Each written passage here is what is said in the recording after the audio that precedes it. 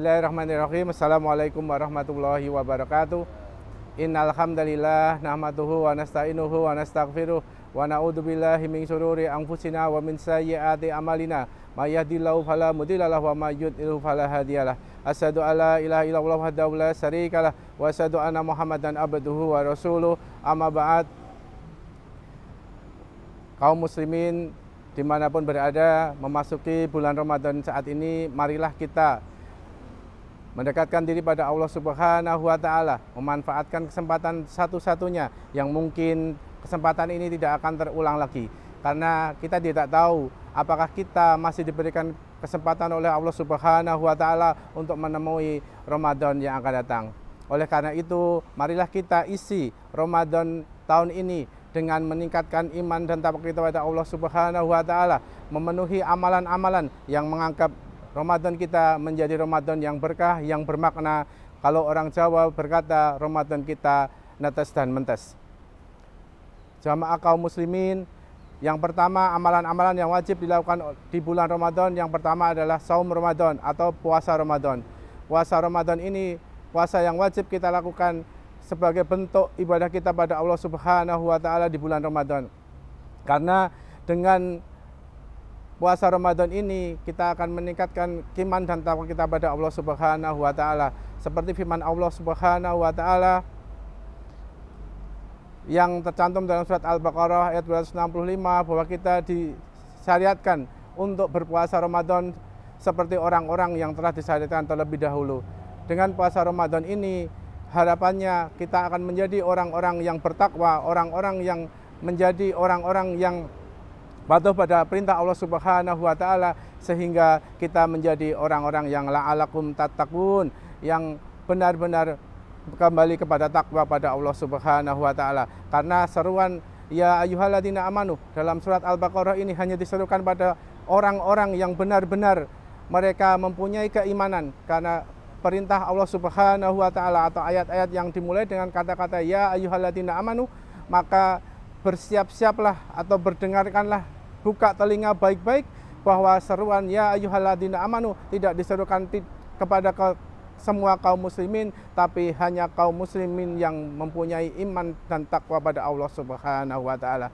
Yang kedua, amalan yang bisa menjadikan Ramadan kita berkah, Ramadan kita mentes dan netes, yaitu terkait dengan kita qiyamul lail atau sholat tahajud. Sholat tahajud atau qiyamul lail atau di dalam bulan Ramadan kita sebut dengan sholat taraweh adalah dianjurkan pada kita untuk kita semakin mendekatkan pada Allah Subhanahu wa Ta'ala. Karena orang-orang terdahulu melaksanakan sholat malam sebagai bagian dari penambahan ketakwaan kepada Allah Subhanahu wa Ta'ala.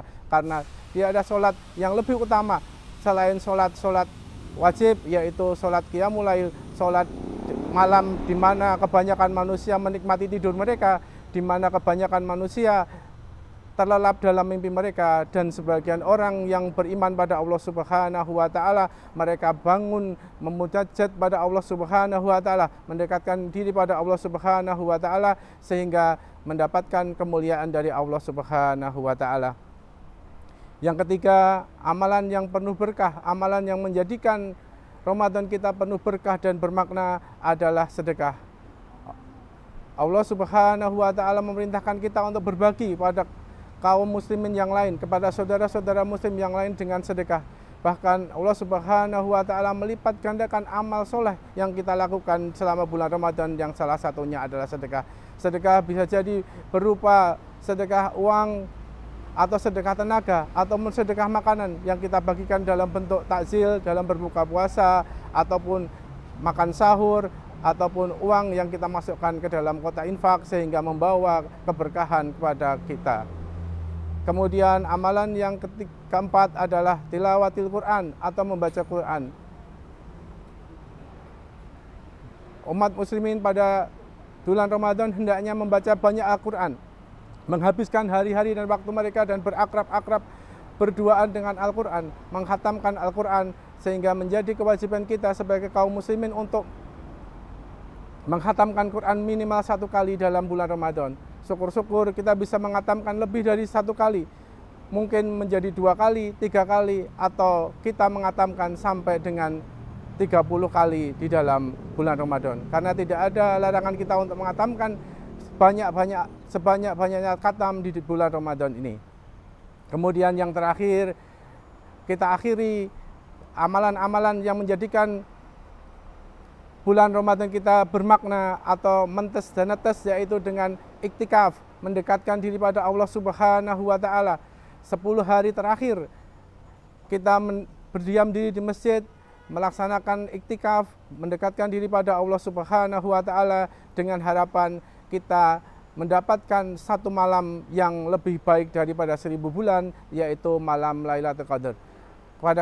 Karena malam ini, malam Lailatul Qadar, malam yang lebih baik daripada 1000 bulan, malam yang lebih baik dari 84 tahun pada setiap malamnya, maka ibadah kita akan dilipat gandakan oleh Allah Subhanahu wa Ta'ala. Sehingga ketika kita mendapatkan kemuliaan malam Lailatul Qadar, maka ibadah kita akan dicatat oleh Allah Subhanahu wa Ta'ala beribu-ribu kali lipat, sehingga apa yang kita lakukan sesuai dengan perintah Allah Subhanahu wa Ta'ala. Karena pemberian malam Lailatul Qadar pada bulan Ramadan ini hanya diberikan pada umat Rasulullah Shallallahu Alaihi Wasallam, karena umat Rasulullah Shallallahu Alaihi Wasallam adalah umat yang umurnya tidak panjang, berbeda dengan umat pada nabi-nabi sebelumnya, sehingga mereka dianugerahi malam Lailatul Qadar, malam yang lebih baik daripada 1000 bulan. Dan salah satunya kita mendapatkan malam Lailatul Qadar itu dengan beriktikaf, mendekatkan diri pada Allah Subhanahu wa Ta'ala. Kelima amalan inilah yang harus kita lakukan, harus kita jalani selama bulan Ramadan. Yang pertama yaitu saum Ramadan, yang kedua yaitu sholat tahajud atau qiyamul lail atau sholat tarawih, yang ketiga adalah bersedekah, yang keempat adalah kita menggapai malam Lailatul Qadar melalui tahajud, dan kelima adalah kita menghabiskan waktu kita dengan berbagi pada membaca Al-Quran. Dari kelima amalan tersebut akan menjadikan kita mendapatkan keberkahan dan kebermaknaan di dalam bulan Ramadan, sehingga Ramadan kita dapat netes dan mentes, sehingga kita menjadi orang yang la'alakum tatakun, seperti Allah Subhanahu wa Ta'ala sebutkan, menjadi orang-orang yang benar-benar beriman dan bertakwa pada Allah Subhanahu wa Ta'ala. Demikian 5 amalan yang bisa dilakukan selama bulan Ramadan supaya Ramadan kita berkah dan bermakna. Kurang dan lebihnya mohon maaf. Akhirul salam. Assalamualaikum warahmatullahi wabarakatuh.